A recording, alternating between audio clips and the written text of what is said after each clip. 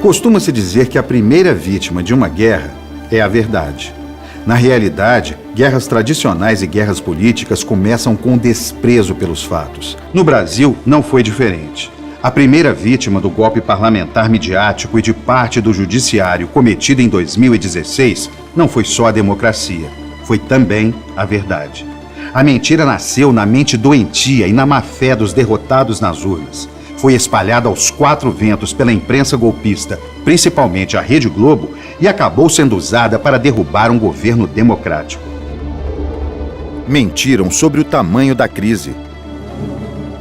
Diante do terremoto provocado pela saída do Reino Unido da União Europeia, 1 mês e meio depois de assumir interinamente o governo, os golpistas reconheceram que a situação do Brasil é de solidez e segurança. O Brasil não estava quebrado, nunca esteve quebrado. Os governos do PT deixaram 380 bilhões de dólares em reservas. A mentira sustentou a fraude de um impeachment sem crime. Lembremos daquela sessão plenária que marcou época, no Brasil e no mundo, pela sordidez e pela abjeção das cenas ali registradas. Pelo menos 40 dos deputados que votaram pelo impeachment estavam ou ainda estão encrencados com a justiça.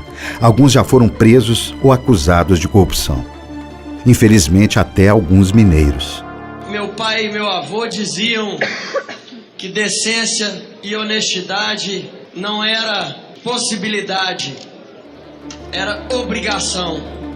Por causa desta fraude, o Brasil vive hoje a mais grave crise de sua história contemporânea. Desde 2016, quando Dilma Rousseff deixou a presidência, o país está mergulhado num colapso institucional sem precedentes. Dilma e o Brasil foram vítimas de uma conspiração protagonizada pela oposição. E por oposição é preciso entender setores do PMDB e do PSDB, a imprensa golpista e parte do sistema financeiro. Aprovado-se a existência de crime de responsabilidade, o impeachment de Dilma foi apenas o primeiro ato formal do golpe. Na verdade, foi o episódio inaugural de um processo devastador que já dura 2 anos e meio. Depois deste primeiro assalto aos direitos do povo, o Brasil desandou. O golpe arruína o desenvolvimento do país, aniquila a soberania nacional e anula a chance de dias melhores para o povo brasileiro.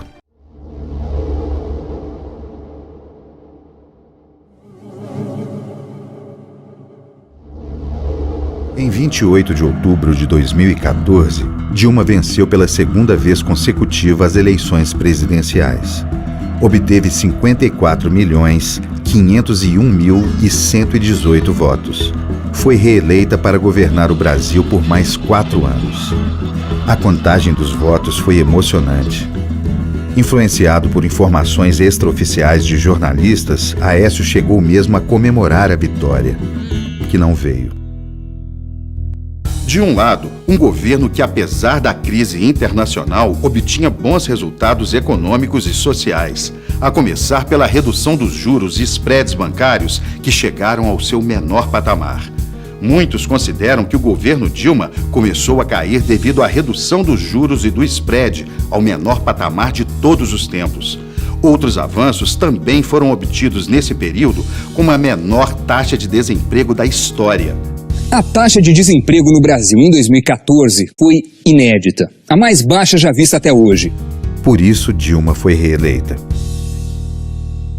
Do outro lado, armava-se um movimento de opositores com medo da iminência de nova derrota eleitoral, apoiado num discurso de ódio e intolerância. A mídia escolheu um lado, o lado da perseguição, da mentira e do ódio. Mas não é exagero afirmar que o ano de 2016 começou de fato às 20 horas, 27 minutos e 53 segundos do dia 26 de outubro de 2014. Dilma está reeleita, vamos aqui aos números, acabamos de confirmar. Foi um instante em que o Tribunal Superior Eleitoral anunciou a vitória de Dilma Rousseff sobre Aécio Neves. Infelizmente, neste mesmo momento, teve início também a conspiração contra a presidenta eleita. Na Globo News, minutos depois do anúncio do resultado, os jornalistas já discutiam a hipótese de um impeachment. 2 dias antes da eleição, Merval Pereira já escrevia com base em matéria fake da revista Veja.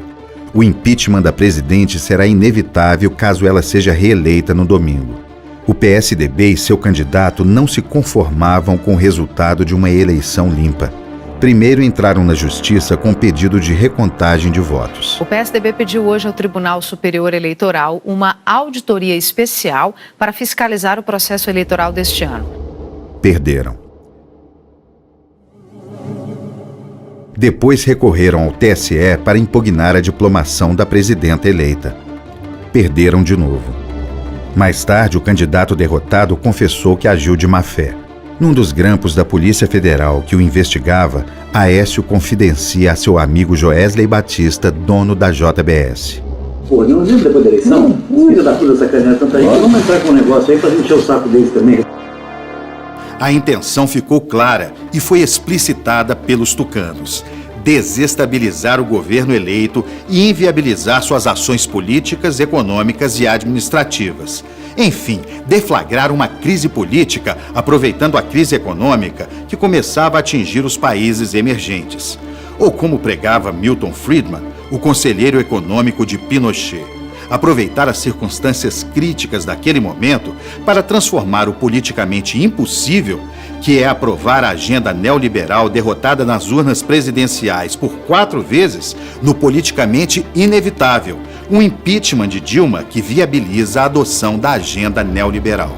O PMDB providenciou o programa Ponte para o Futuro, que ao longo do governo Temer significou voltar 20 anos em 2. Desde 2002, nenhuma proposta política tucana passou no crivo eleitoral. Foi o PT quem barrou o neoliberalismo com as eleições de Lula e Dilma. Em nenhum momento os golpistas se preocuparam com o fato previsível de que suas ações irresponsáveis contra a democracia acabariam afundando a economia brasileira. Milhões e milhões de trabalhadores perderam seus empregos. O golpismo fez tanto mal que causou danos à imagem do Brasil no exterior.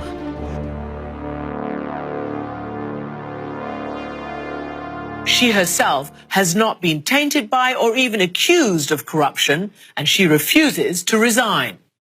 Of the 594 Congress members, 352 face accusations of criminal wrongdoing, according to multiple reports. Pela Constituição brasileira, a destituição legal de um governo só pode se dar diante de irregularidades cometidas durante um mandato em vigor, não em relação a mandatos já encerrados. Em março, o primeiro pedido de impeachment foi apresentado. O governo não tinha 6 meses de vida e nada menos que 16 pedidos de impeachment foram apresentados. Também foi em março que Eduardo Cunha, o piloto do golpe, se elegeu presidente da Câmara, apoiado por muitas dezenas de deputados cujas campanhas ele sustentou financeiramente, segundo investigações da polícia e do MP. Juntava-se neste momento o pior dos mundos para uma jovem democracia como a nossa: a crise forjada pelo partido derrotado nas urnas, a sabotagem ao governo eleito por parte de uma maioria parlamentar financiada por um deputado corrupto,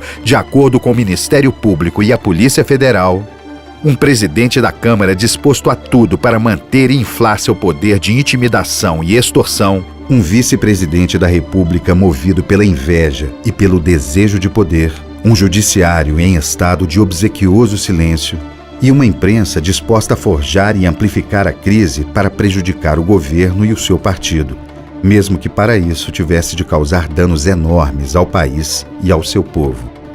Foi a época das pautas-bombas, projetos aprovados pela maioria golpista do Congresso apenas para impor gastos com os quais o governo não poderia arcar. Os vetos do governo a projetos da chamada pauta-bomba. Foi a época em que, além de aprovar pautas-bombas, o Congresso não aprovava medidas óbvias e necessárias para que o governo pudesse atuar.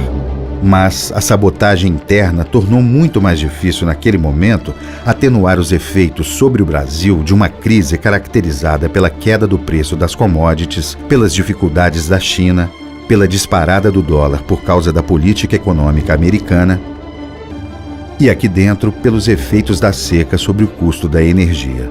O boicote da oposição impôs a barbárie do quanto pior, melhor. Diante das dificuldades políticas fabricadas pela oposição, Dilma tomou uma decisão: convocar Lula para ajudá-la na condição de ministro-chefe da Casa Civil da presidência. A experiência de Lula e sua relação de amizade e confiança com Dilma poderiam ser extremamente úteis naquele período turbulento. Lula tomou posse. A oposição recorreu ao judiciário para interditar a nomeação de Lula, embora nada houvesse do ponto de vista legal que pudesse impedir o ex-presidente de trabalhar no governo. O STF vetou a nomeação de Lula e tomou essa decisão insólita pressionado por um clima de comoção forjado por um ato ilegal da Justiça. Às vésperas da posse do ex-presidente na Casa Civil, o juiz da 13ª Vara de Curitiba autorizou o vazamento de um grampo ilegal em que Dilma e Lula conversavam sobre a posse. Um ato duplamente ilegal. Por gravar conversa telefônica da presidenta da República, sem autorização do Supremo, e por vazar a gravação dessa conversa à Rede Globo de televisão, que reproduziu o diálogo dezenas de vezes ao longo de um mesmo dia para forjar um ambiente de comoção. O juiz chegou a ser repreendido pelo STF pela ilegalidade cometida, mas o ambiente político do país tornou-se ainda mais tóxico e agressivo, dificultando qualquer solução. A essa altura já estava evidente o interesse de Eduardo Cunha e de Temer pelo impeachment. José Eduardo Cardoso deixou isso claro desde logo. Eduardo Cunha agiu com aquilo que nós, no direito, falamos de desvio de poder. Usou o seu poder para atingir um objetivo imoral, ilícito. Ou seja, usou o seu poder para fazer um golpe de Estado em conluio com aqueles que não estavam contentes minimamente com a derrota eleitoral de 2014. A justiça sabia dos crimes dos quais Cunha era suspeito, mas um processo contra ele produzido pela Procuradoria-Geral da República repousou preguiçosamente nas gavetas do Judiciário por mais de 6 meses.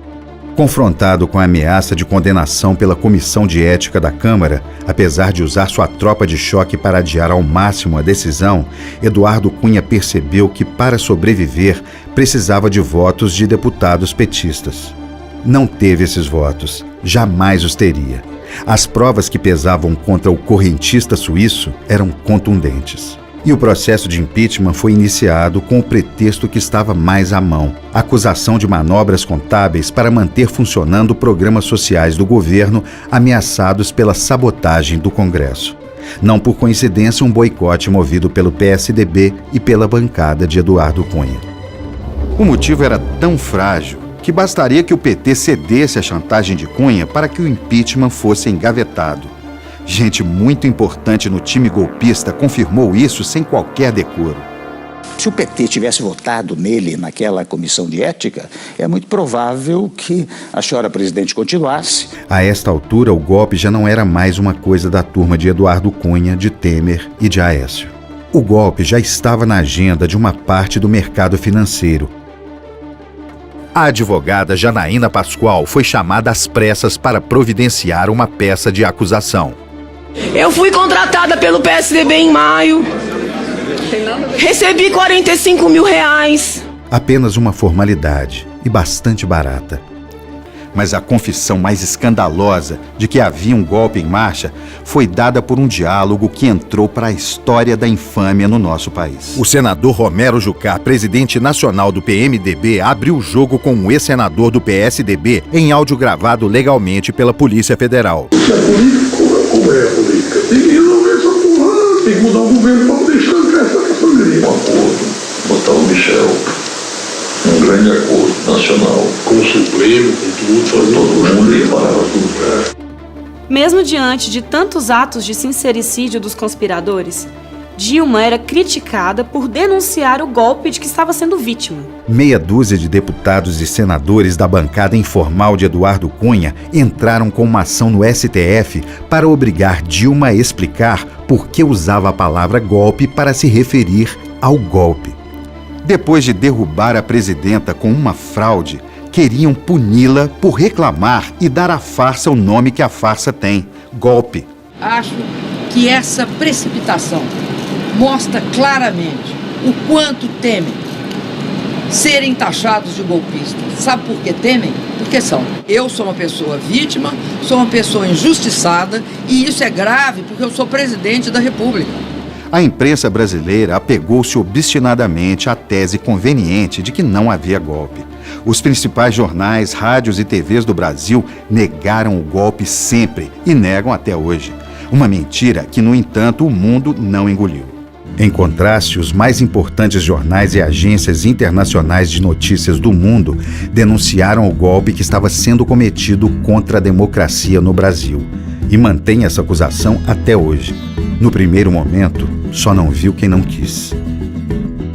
Hoje todo mundo sabe, todo mundo vê, e a maioria dos brasileiros vai deixar claro nas urnas que sabe, viu, entendeu, não concorda e não quer mais viver sob um governo golpista ou de golpistas que pretendam sucedê-lo. Durante o processo do impeachment, a isenção jornalística foi brutalmente assassinada. Além de negar o golpe, a mídia passou a cobrar da presidenta, eleita pelo voto e processada sem crime de responsabilidade, que renunciasse ao cargo antes da votação no Senado. Apostavam no preconceito misógino de que uma mulher seria frágil, incapaz de enfrentar com coragem e resistir com determinação a um bando de homens brancos, ricos e machistas. Não cometi nenhum crime previsto na Constituição e nas leis para justificar a interrupção de meu mandato.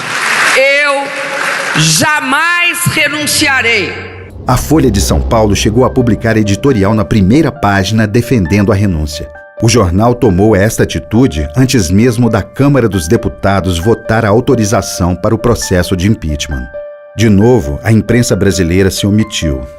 O vexame só foi apontado com destaque na imprensa internacional, que identificou o nosso país como uma republiqueta. Brazilian political class that is trying to impeach her implicated in really serious corruption. I mean, the most surreal thing I have. Dilma, claro, não renunciou. Se o fizesse, estaria se submetendo exatamente ao que os golpistas queriam. Estaria também desonrando uma longa história pessoal de luta, de coragem e de firmeza para enfrentar as adversidades. Mais uma vez, Dilma não fugiu à luta. De novo, esteve acima dos moralistas sem moral, cuja honra não resiste a uma pesquisa no Google. Passado o dia dos horrores na Câmara, uma nova pressão começava a ser feita pela mídia e pela oposição. Agora passavam a dizer que Dilma não deveria ir ao Senado para se defender pessoalmente. Diziam que ela seria confrontada pelos senadores da oposição. De novo o menosprezo, de novo a misoginia e o machismo de quem pensa que uma mulher não pode enfrentar situação tão difícil. Mas novamente, Dilma desobedeceu seus algozes e fez o que a vida lhe ensinou a fazer: lutar, enfrentar, defender com coragem o que considera justo. Firme, sincero, seu discurso no Senado fez silenciar os que se arvoravam ao papel de carrascos. Encarou de frente os golpistas, encarou de frente, olhando nos olhos, o escrivão do golpe, Antônio Anastasia, e sua redatora Janaína. Derrubou uma a uma as alegações usadas contra ela. Destruiu a falsa tese do impeachment pelo conjunto da obra, como se a Constituição brasileira pudesse aceitar outra razão para o impedimento que não seja o crime de responsabilidade. Demonstrou em histórico pronunciamento político e juridicamente enfático que havia sim, acima de qualquer dúvida, sido vítima de um golpe de Estado e de uma brutal injustiça. Exercendo a presidência da República, tenho honrado o compromisso com o meu país, com a democracia, com o Estado de Direito. Tenho sido intransigente na defesa da honestidade na gestão da coisa pública. Por isso, diante das acusações que contra mim são dirigidas neste processo, não posso deixar de sentir na boca novamente o gosto áspero e amargo da injustiça e do arbítrio. E por isso, como no passado, resisto. Não esperem de mim o obsequioso silêncio dos covardes. No passado, com as armas e hoje com a retórica jurídica, pretendem novamente atentar contra a democracia e o Estado de Direito. Peço a Deus que algum dia, se Dilma Rousseff for condenada, um novo ministro da Justiça tenha a dignidade de pedir desculpas a ela. Se ela estiver viva, se faça de corpo presente se estiver morta a sua filha e a seus netos. Que se peça desculpas a Dilma Rousseff se ela vier a ser condenada. Que a história faça justiça com ela. Que a história absolva Dilma Rousseff se Vossas Excelências quiserem condená-la. Mas se Vossas Excelências quiserem fazer justiça para evitar que no futuro alguém tenha que pedir desculpas, como eu pedi àqueles que sofreram violência do Estado, julguem pela justiça. Julguem pelo Estado de Direito. Julguem pela democracia. Políticos que buscam desesperadamente escapar do braço da justiça tomarão o poder unidos aos derrotados nas últimas 4 eleições. Não ascendem ao governo pelo voto direto, como eu e Lula fizemos em 2002, 2006, 2010 e 2014.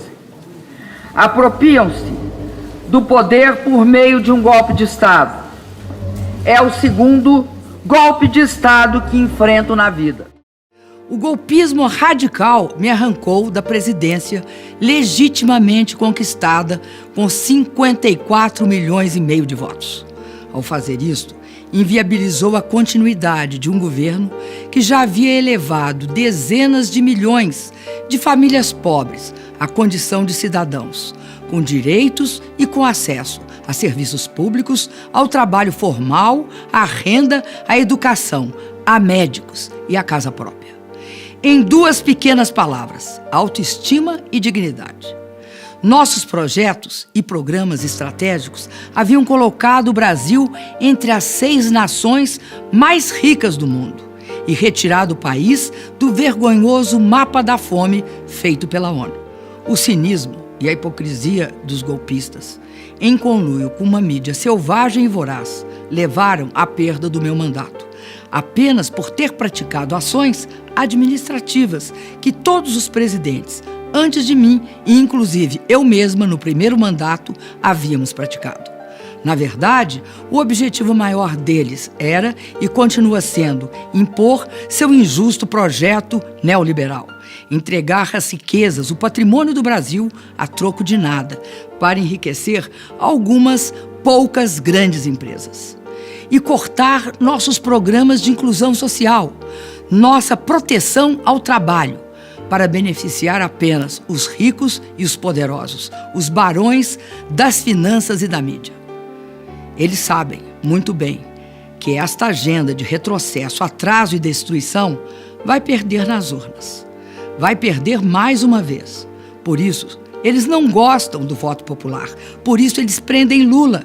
Por isso, eles impedem que Lula seja candidato à presidência da República. Mesmo porque voto é coisa que eles não têm e nem terão. Enquanto isso, eles continuam tramando contra o Brasil, contra o povo brasileiro, contra todos nós. Não vencerão.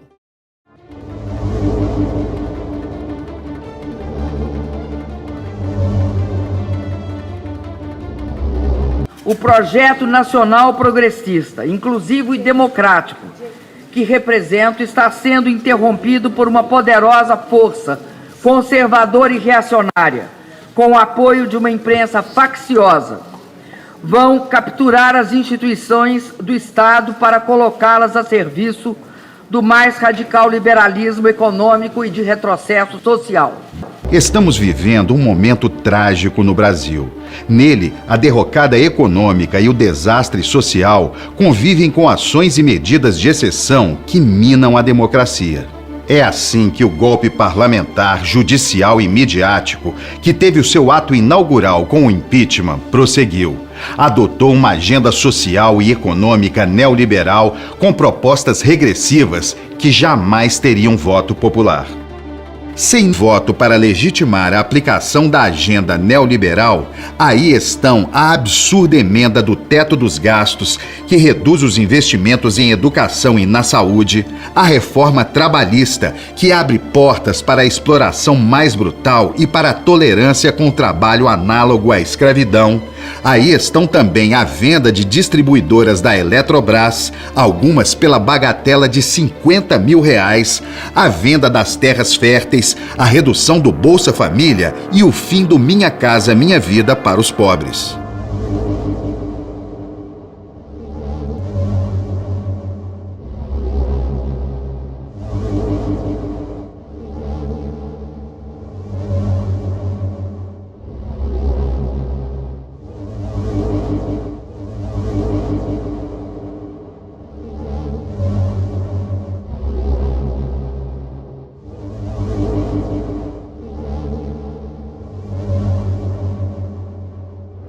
O governo golpista, desde que usurpou o poder, aumentou o preço da gasolina nada menos do que 245 vezes, 16 vezes mais do que os reajustes ocorridos durante 13 anos de governos petistas.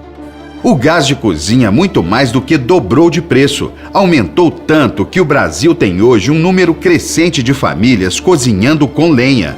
Recentemente, a dilapidação da riqueza nacional foi agravada pela venda da Embraer à Boeing, pela venda de blocos do pré-sal e pela decisão de alugar a base de Alcântara para países estrangeiros, ameaçando o programa espacial brasileiro. A mídia, por sua vez, não parou de construir a lenda de que o governo federal e o Brasil estavam quebrados e que os gastos públicos estavam descontrolados.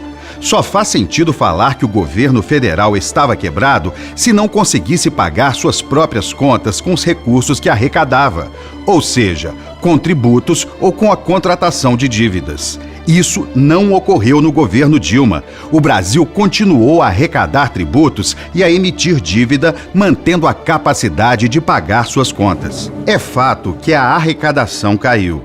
É bom lembrar que a dívida pública permaneceu em queda todos os anos desde 2003 e atingiu o menor patamar histórico no início de 2014, antes do quanto pior melhor dos tucanos e dos demais golpistas.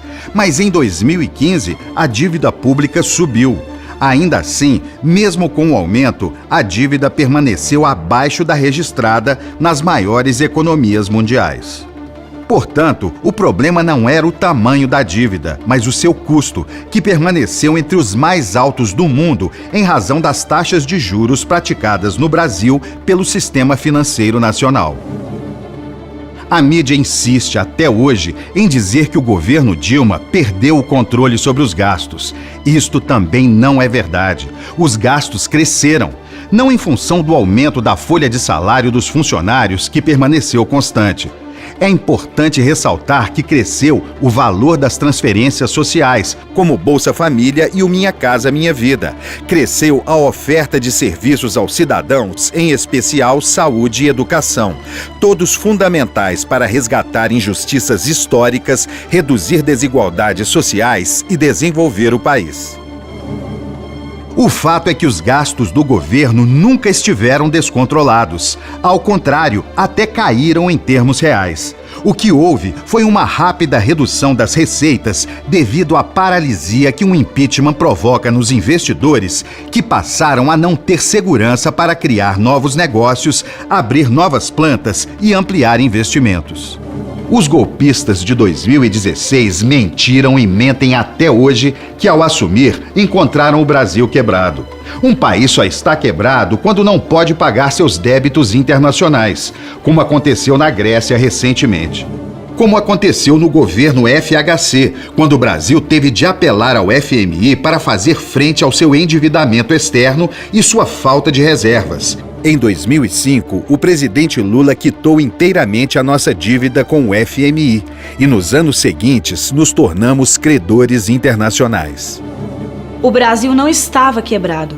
Contávamos com segurança sólida contra crises globais e fugas de capital, porque tínhamos reservas internacionais de quase 380 bilhões de dólares. A farsa do Brasil quebrado era tão inverossímil que o próprio governo golpista foi obrigado pelos fatos a desmenti-la formalmente por meio de nota oficial quando foi conhecido o resultado do plebiscito que aprovou a saída do Reino Unido da União Europeia. Temerosos de uma crise cambial, emitiram uma nota no dia 26 de junho, apenas um mês e meio após o início da interinidade do governo Temer. A nota distribuída pelo Ministério da Fazenda afirmava que a situação macroeconômica do Brasil era sólida. Abre aspas. A situação do Brasil é de solidez e segurança porque os fundamentos são robustos. O país tem expressivo volume de reservas internacionais e o ingresso de investimento direto estrangeiro tem sido suficiente para financiar as transações correntes. As condições de financiamento da dívida pública brasileira permanecem sólidas neste momento de volatilidade nos mercados financeiros em função de eventos externos. O Tesouro Nacional conta com amplo colchão de liquidez. A dívida pública federal é composta majoritariamente de títulos denominados em reais. Fecha aspas.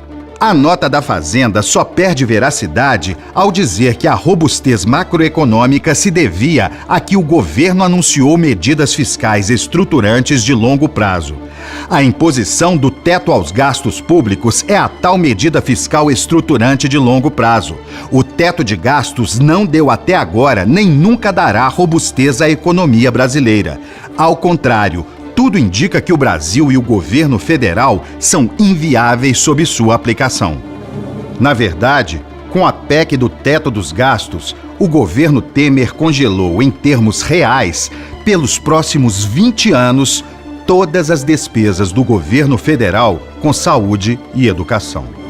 Os investimentos em ciência e tecnologia, saneamento, segurança, habitação, cultura, mulheres e negros deverão, inclusive, ter queda. No entanto, a emenda deixou livre de qualquer limite as despesas financeiras, notadamente aquelas com pagamento de juros, beneficiando os bancos e os grandes rentistas. A aprovação dessa emenda é o grande passo para o retorno do neoliberalismo no Brasil. Impõe o Estado mínimo por poucos e para poucos, e, ao mesmo tempo, aprofunda as medidas de exceção que corroem a democracia. A PEC do teto dos gastos retira do povo brasileiro por 2 décadas, ou ao longo da eleição de 5 presidentes, o direito de interferir na destinação do orçamento público da União. Tirou os pobres do orçamento e a população da tomada de decisões. A verdade que salta aos olhos é que a emenda inviabiliza o Brasil. Justamente o país onde a conquista da educação permite tornar perene a redução da desigualdade, qualificando o trabalhador para melhores empregos e salários. Ao mesmo tempo, a educação é fundamental para que se produza ciência básica que permite o desenvolvimento tecnológico e promove inovação. Por tudo isso, a emenda é um crime contra o futuro. Aliás, foi nos governos do PT que se criou o Fundo Social do Pré-Sal, destinando 75% dos royalties e participações especiais para a educação e 25% para a saúde. A outra medida do legado golpista já aprovada foi a chamada terceirização.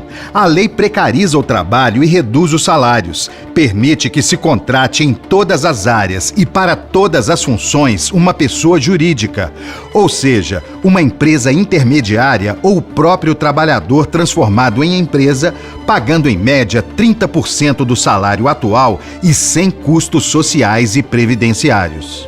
Apesar dos comentaristas da Globo anunciarem todo santo dia que o Brasil estava saindo da crise, essas medidas aprofundaram a recessão. A mídia insistiu em prever o fim da crise com a aprovação dessas medidas, anunciando que os empregos voltariam a crescer. Não é o que o povo brasileiro está vivendo. No caso do pré-sal, a Globo chegou a dizer, antes do impeachment de Dilma, que a exploração das reservas pela Petrobras era um delírio estatista do PT. Em dezembro de 2015, em editorial, o jornal chegou a chamar o pré-sal de patrimônio inútil. No dia 16 de setembro de 2018, a Globo afirmou que o pré-sal é a principal fronteira petrolífera do mundo e que os avanços na indústria permitiram reduzir os custos, aumentando a competitividade dos campos. O jornal relata que o pré-sal vai atrair ainda mais a atenção das petroleiras em todo o mundo. O que leva as organizações Globo a reconhecer, só agora, a enorme importância do pré-sal como reserva de petróleo e trunfo geopolítico para o Brasil. A Globo insistiu por anos a fio que a Petrobras estava quebrada, já que o pré-sal nada valia. Agora, a Globo está sendo persuadida pelas grandes empresas petrolíferas que estão de olho nessa riqueza e sabem muito bem o seu valor. Assim, O golpe de 2016 vem desmantelando a defesa de nosso patrimônio e o sistema de proteção trabalhista e social, iniciados com Getúlio Vargas, atualizados na Constituição de 1988 e aprofundado nos governos do PT. O senador Tasso Gereissati, ex-presidente do PSDB, reconheceu que os tucanos incorreram em erros memoráveis que explicam o tamanho da crise vivida depois do impeachment. O primeiro erro foi questionar o resultado eleitoral, e isso começou no dia seguinte à eleição da presidenta Dilma. O segundo foi votar contra princípios do PSDB, sobretudo na economia, apenas para ser contra o PT. O terceiro equívoco, o grande erro, segundo Tasso Gereissati, foi entrar no governo Temer. Esta foi a gota d'água junto com os problemas do senador Aécio Neves. Foram engolidos pela tentação do poder. A nossa conclusão é que o Brasil e o governo federal no período Dilma nunca estiveram quebrados, apesar do que continuam dizendo os golpistas e a sua mídia. O que está claro é que os golpistas, de forma irresponsável, lançaram o Brasil em um período de incertezas e de retrocessos. Seu projeto foi e é enquadrar o Brasil econômica, social e geopoliticamente no neoliberalismo. Esse programa, imposto ao país pelos golpistas, aprofundou a crise e levou o governo ilegítimo ao descrédito perante a população. A distorção dos fatos pela mídia, em especial pela Rede Globo, desempenhou um papel crucial na criação do ambiente propício à continuidade do golpe.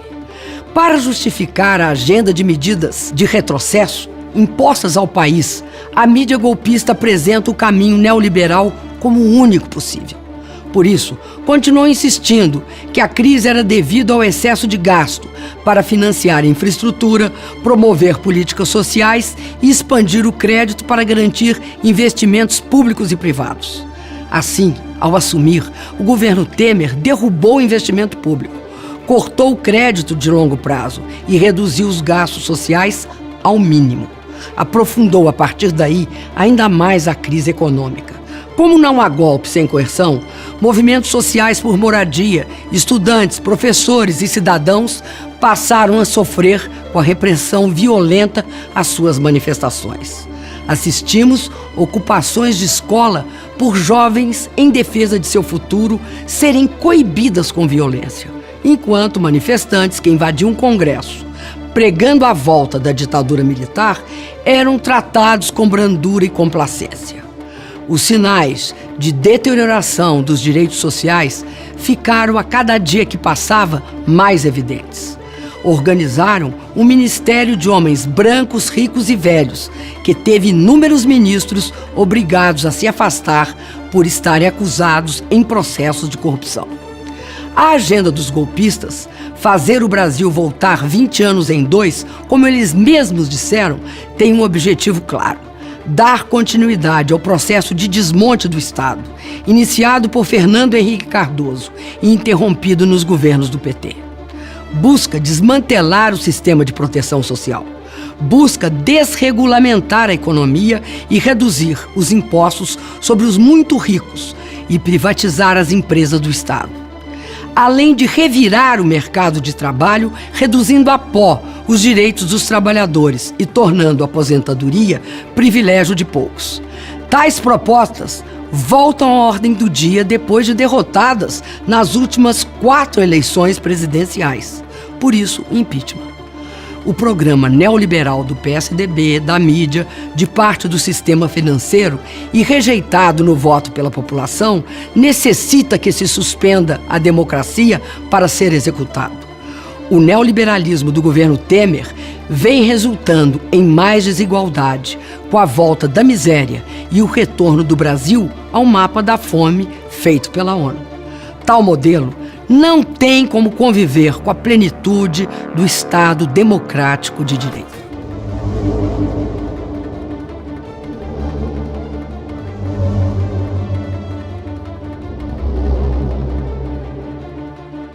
A jovem democracia brasileira está sendo destruída pelo PSDB, setores majoritários do PMDB, segmentos da mídia e do judiciário e pela elite financeira do atraso. Quando uma dessas instituições assume a liderança da excepcionalidade, a outra a apoia. Agem em conjunto para legitimar tanto o processo fraudulento de impeachment, como foi o golpe de 2016 e a adoção da agenda neoliberal, quanto a perseguição ao ex-presidente Lula, que está em curso. É no julgamento sem provas e no expurgo da candidatura de Lula que fica cada vez mais evidente a suspensão da normalidade institucional. Na verdade, o golpe elegeu inimigos. A exceção jurídica e política está sendo feita sob medida para Lula, Dilma e o PT. Se fizermos uma metáfora e representarmos a democracia como sendo uma árvore, podemos dizer: na ditadura militar, a árvore seria simplesmente cortada por um machado. Em 1964, a exceção imposta é geral e ampla, atinge a todos. A ditadura extingue a democracia, impondo a censura à imprensa, suspendendo o direito de greve, acabando com a liberdade de organização. Fecha o Congresso, impõe a eleição indireta e governa por meio de atos institucionais. No golpe de 2016 foi diferente. As medidas de exceção progressivamente invadem e corroem a árvore da democracia como fungos e parasitas. O que caracteriza o golpe de 2016 é a manipulação das leis. As medidas de exceção são focadas e dirigidas, destinam-se a alvos específicos, escolhem os inimigos sobre os quais se aplica o lawfare, que é o uso das leis e dos processos formais como arma de destruição moral, civil e cidadã. O presidente Lula, a presidenta Dilma e o PT têm sido os alvos preferidos deste processo antidemocrático. A partir do golpe de 2016, aplicou-se uma reinterpretação distorcida da teoria do domínio do fato, usada como justificativa para ignorar a inexistência de provas, bastando ter convicções, como disseram os procuradores da Lava Jato. Não teremos aqui provas cabais de que Lula é efetivo proprietário no papel do apartamento. Outra característica é a inversão do direito de defesa. Ao exigir que o réu prove a sua inocência, o golpe institui o direito à culpa. O TRF da 4ª Região deu um exemplo desta interpretação das leis ao tomar a insólita decisão, segundo o qual a Lava Jato, por lidar com situações inéditas, poderia tomar decisões inéditas. Ou seja, não precisava submeter-se à Constituição e ao devido processo legal, como se suas normas pudessem ser adaptadas às circunstâncias. Outro exemplo de menosprezo pela Constituição foram as gravações ilegais de conversas entre o ex-presidente Lula e a presidenta Dilma Rousseff, em pleno exercício do mandato, autorizadas por um juiz de primeira instância. Pelas leis vigentes nas democracias ocidentais, o juiz que autorizasse ações como esta seria preso e acusado de ferir a segurança nacional. Aqui, foi objeto de suave e gentil reprimenda. A mídia, por meio dos vazamentos seletivos, transformou-se em instância complementar da polícia, um verdadeiro tribunal de exceção. Esta instância de execução sumária, assumida pela mídia, chancela e alimenta o lawfare. Além disso, a mídia golpista amplifica as distorções, garantindo a difusão do que os juízes declaram fora dos autos, mesmo que seja antecipando ilegalmente julgamentos ou confraternizando-se com os réus amigos. Desta forma, o golpe avança. O lawfare, amplamente apoiado pela mídia, sustentou a perseguição, julgamento e prisão de um inocente, injustiça irreparável ao presidente Lula. Provocou o caos expresso nos inumeráveis conflitos entre os três poderes e suas instâncias, levando o Brasil à mais grave desorganização institucional desde a redemocratização. Os golpistas que afundaram o Brasil são os políticos que só veem os seus interesses imediatos e impõem uma agenda de curto prazo ao país. Protegidos num ambiente em que as medidas de exceção vão se consolidando, o senador Aécio Neves e o presidente ilegítimo Michel Temer estão sãos e salvos, apesar de flagrados em inúmeras gravações. Hoje, o caos institucional expõe uma perversa realidade. Nela, é legal ser o Brasil governado por políticos acusados de corrupção e golpistas confessos. Malas cheias de dinheiro se acumulam em apartamentos e correm para lá e para cá. Nesta perversa realidade, é legal que estes homens possam permanecer em seus cargos até o final de seus mandatos e continuar isentos do alcance da mão da justiça se forem eleitos para outros cargos. Nela, a mão que pune os pobres, trabalhadores e negros acaricia os políticos que a polícia e a justiça apontam como corruptos. Nela, é legal que os inimigos políticos, as principais lideranças do PT, dos partidos democráticos e dos movimentos populares sejam implacavelmente perseguidos e que o presidente Lula seja condenado e impedido de concorrer às eleições. Tudo isso sem um único traço de prova. Não importa que presidentes ou presidentas sejam honestos e corretos. Se não tem maioria parlamentar, podem ser derrubados, mesmo sem terem cometido qualquer crime. No entanto, desde o desastroso e fraudulento mecanismo do impeachment sem crime de responsabilidade, um presidente mesmo denunciado inúmeras vezes por corrupção pode continuar sendo presidente desde que manipule e lance mão de manobras escusas para obter maioria parlamentar e que se submeta aos anseios do mercado por reformas antipopulares. A mesma maioria que impediu o julgamento de Temer por 2 vezes é a maioria que derrubou Dilma. Uma maioria forjada e patrocinada por Eduardo Cunha. A impunidade de suspeitos flagrados em atos de corrupção mostra que o desastre do golpe não é apenas econômico e social, também é moral. O ex-presidente Lula, que nos seus 2 mandatos contribuiu com o maior legado social para o nosso país, é julgado a despeito da inexistência de provas e condenado apenas com base em convicções, enquanto o senador Aécio tem garantida sua impunidade, apesar das fartas provas e devido a favoráveis convicções. Alguns dos que têm mais poder estão sendo claramente protegidos por instituições que deviam investigá-los e poupados por instituições que deviam puni-los. As pesquisas sempre confirmaram a liderança de Lula na corrida eleitoral e sua crescente respeitabilidade e credibilidade diante do eleitorado. Esta liderança acontece em que pese a mais violenta e sistemática campanha de destruição de imagem e reputação perpetrada contra uma pessoa na nossa história. Acontece graças à memória da nossa população, que não esquece as conquistas sociais, econômicas e geopolíticas obtidas nos governos do PT, em contraste com o desastroso governo que aí está. Governo do PMDB e do PSDB, é bom que se diga, porque agora muitos estão querendo esconder sua participação no golpe. O respeito que o povo tem por Lula se deve ao caráter democrático e verdadeiramente autêntico de sua liderança.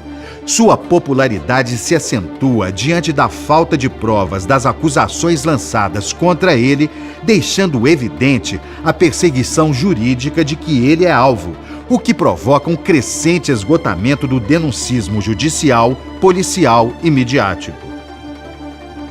A proibição de Lula concorrer, proferida pelo TSE no 2º aniversário do golpe em 31 de agosto, produziu uma imensa indignação nacional e internacional.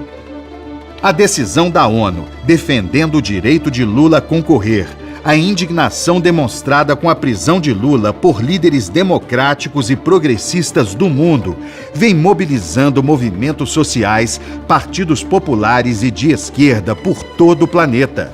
O direito de Lula à candidatura presidencial tornou-se uma questão central e crucial para o futuro da democracia, da imagem do país diante da comunidade internacional e da própria retomada do desenvolvimento e da soberania nacional. A retirada de Lula da corrida presidencial não nos impede de nos mantermos mobilizados e unidos para barrar os retrocessos do golpe de 2016 e retomar o caminho do desenvolvimento econômico e social e do aprofundamento da democracia em nosso país. Por isso, estamos agora juntos com a candidatura de Fernando Haddad para a presidência da República. Haddad representa Lula. Ele encarna o projeto de Lula de um país mais justo e menos desigual, um Brasil com justiça social e mais inclusivo. A candidatura de Haddad é a esperança de retomarmos o Brasil de Lula, de fazer o país feliz de novo. O golpe, em seu terceiro ato, está em pleno andamento, com a decisão do TSE de retirar de Lula o direito de concorrer à eleição presidencial em 2018.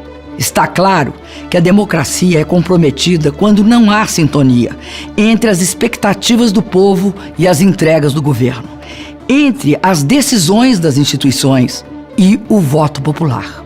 Para a população no Brasil, primeiro veio a perda de poder, pelo desrespeito aos resultados legítimos da eleição, do voto de 54,5 milhões de eleitores. Na sequência, a cassação de direitos por meio dos retrocessos sociais. Por fim, a tentativa de interferir no resultado das eleições de 2018, afastando Lula. Se o governo corta investimentos sociais e o Estado desrespeita a supremacia do voto, se as instituições deixam de responder às necessidades, aos anseios democráticos dos eleitores, aí a política torna-se irrelevante para a vida das pessoas. Então, os cidadãos voltam-se facilmente para a antipolítica virulenta, na qual fatos e argumentos são substituídos por ódio, violência, preconceito, símbolos distorcidos do sensacionalismo. Surgem então os salvadores da pátria, os filhotes da ultradireita. Hoje, Lula está preso por este mesmo ódio, esta mesma antipolítica e este mesmo desrespeito à supremacia do voto. Amanhã, o arbítrio e a força que o prenderam verão os sonhos de Lula se multiplicarem por milhões de corações e mentes. Sonhos que o próprio Lula contou em seu histórico discurso no Sindicato dos Metalúrgicos. Nossos sonhos. Sonho de um governo que envolva milhões e milhões de pessoas pobres nos frutos da economia, que leve milhões de pessoas às universidades, que crie milhões e milhões de empregos nesse país. Sonhos onde é urgente diminuir a mortalidade infantil, levando leite, a carne, arroz, feijão para todas as crianças, para que elas possam comer todo dia. Sonhos nos quais se torna urgente colocar os estudantes da periferia nas melhores universidades do Brasil e do mundo. Naquele dia, lá em São Bernardo, Lula reafirmou que a injustiça pode prender um homem, mas não pode aprisionar suas ideias. E conclamou: todos vocês, daqui para frente, vão virar Lula e vão andar por esse país, fazendo vocês o que têm de fazer. E isso é todo dia. Todo dia. Não adianta tentar me impedir de andar por este país, porque tem milhões e milhões de brasileiras e brasileiros neste país para andar por mim. Não adianta tentar acabar com as minhas ideias. Elas já estão pairando no ar e não tem como prendê-las. Não adianta parar o meu sonho, porque quando eu parar de sonhar, eu sonharei pela cabeça de vocês e pelos sonhos de vocês. Eu não pararei porque eu não sou um ser humano, sou uma ideia misturada com a ideia de vocês. Porque o meu coração baterá pelo coração de vocês, e são milhões de corações. Nós vamos ser as pernas, vamos ser os corações, as ideias e os sonhos do presidente mais querido que esse país já teve. Se o golpe destruiu o presente do Brasil, cabe a nós lutar contra a destruição do futuro. E o futuro é Haddad. Quero repetir aqui o que disse Lula ao indicar Fernando Haddad candidato a presidente da República pelo Partido dos Trabalhadores no dia 11 de setembro. Quero pedir de coração a todos que votariam em mim que votem no companheiro Fernando Haddad para presidente da República. Nós já somos milhões de Lulas. E de hoje em diante, Fernando Haddad será Lula para milhões de brasileiros. O Brasil vai ser feliz de novo.